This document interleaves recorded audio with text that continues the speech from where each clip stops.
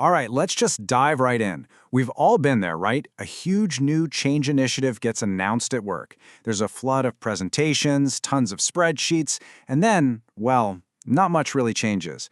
Today, we're going to dig into the surprising reason why most of these big efforts completely fail, and we'll uncover the one powerful secret, backed by some incredible real-world stories, that actually makes them succeed.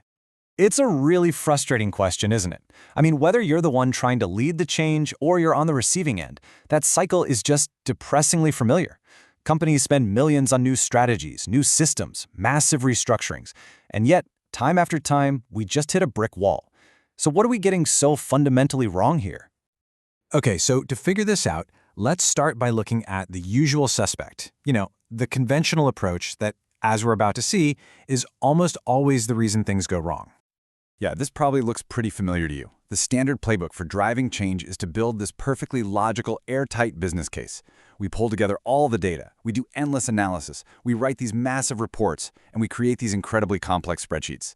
The thinking is simple. If we just present a smart enough argument, people will get it, they'll think differently, and then they'll act differently. But the reality? That's almost never what happens. And this quote right here from the Research in the Heart of Change just nails it. The authors discovered that we've been laser-focused on all the wrong things. Look, strategy, structure, systems, they're all important, of course, but they're not the core of the matter. Real, lasting change is always, and I mean always, about changing how people behave. It's a human problem, not a spreadsheet problem. So if that old logical way is broken, what actually works? Well, this is where we get to the big paradigm shift. Let's talk about the powerful solution that researchers found when they stopped looking at theories and started looking at what actually succeeds in the real world. Okay, this slide, this is really the heart of it all. It shows two totally different ways to think about change. On the left, you've got the old way: analysis, think, change. It's all about reports and logic. But on the right, that's the model that actually gets results: see, feel, change. This approach kind of bypasses the logical brain and goes straight for the heart. It uses compelling stories and powerful visual evidence. It doesn't just change what people think, it fundamentally changes how they feel. And that feeling, that's the spark that ignites real motivation and action. So, how does this whole see, feel, change thing actually play out? Well, it all kicks off with the single most important first step in any successful change: creating a true, genuine sense of urgency. Now, the book lays out a whole 8-step process for change, and you can see the first few here: building a team, getting the vision right, communicating. But the research is crystal clear. None of these other steps matter if you don't absolutely nail step 1. You've got to create a deep-seated feeling of urgency to get people off the couch and ready to move. And let's be really clear about something.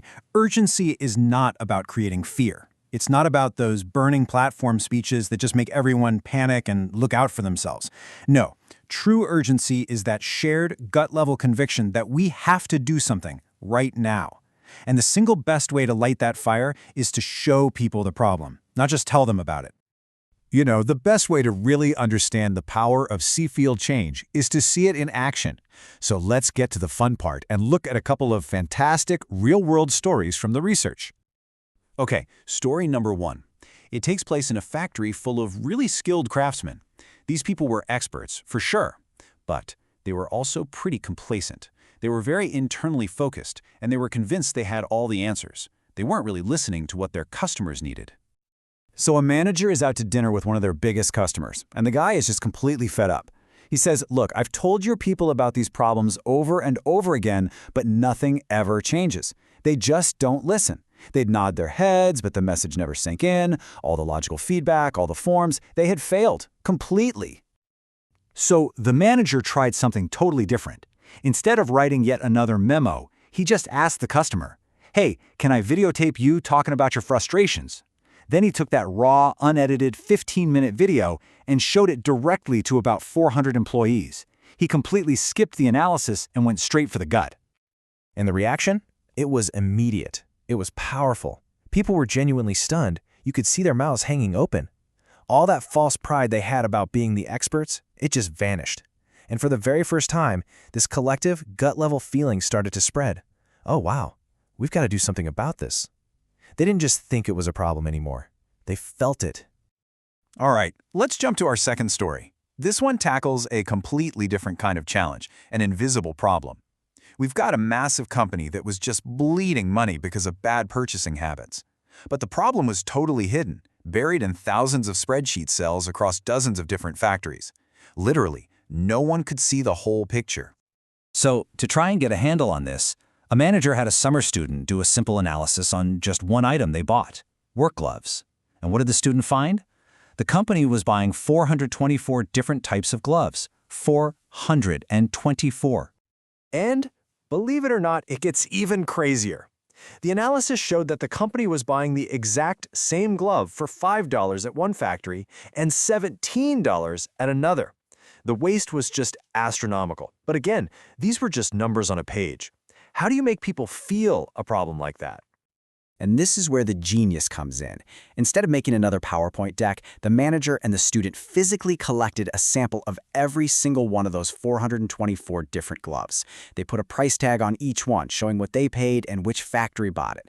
And then they piled them all up on the fancy boardroom table and invited the division presidents to come have a look. The effect was absolutely electric. These are executives who are paid to talk, to debate spreadsheets all day long, and they were struck completely silent.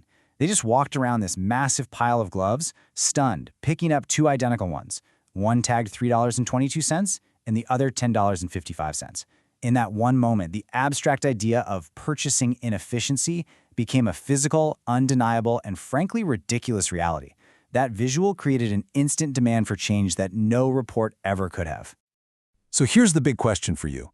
What's the pile of gloves in your world? What's your angry customer video? What is that hidden truth that needs to be made visible? How can you show, not just tell people, a reality that cuts through all the noise and makes them feel the need for change? It's a powerful thing to think about. All right, so let's pull all this together. How do you take this incredible insight and actually use it to become a more effective leader of change? It all comes down to leading with feeling. Here are the key things to remember. First, analysis is great for informing us, but it's emotion that actually motivates us. Your job as a leader is to find those dramatic, unforgettable ways to help people see the problem. You've got to target feelings to break through that "we've always done it this way" complacency. And never, ever forget that one powerful visual moment is worth 1,000 spreadsheets. And look, if you only remember one single thing from our time together today, let it be this. The goal isn't just to change minds. The real goal is to change what people feel, because it's our feelings that truly drive our behavior. So I'll leave you with one final question to think about.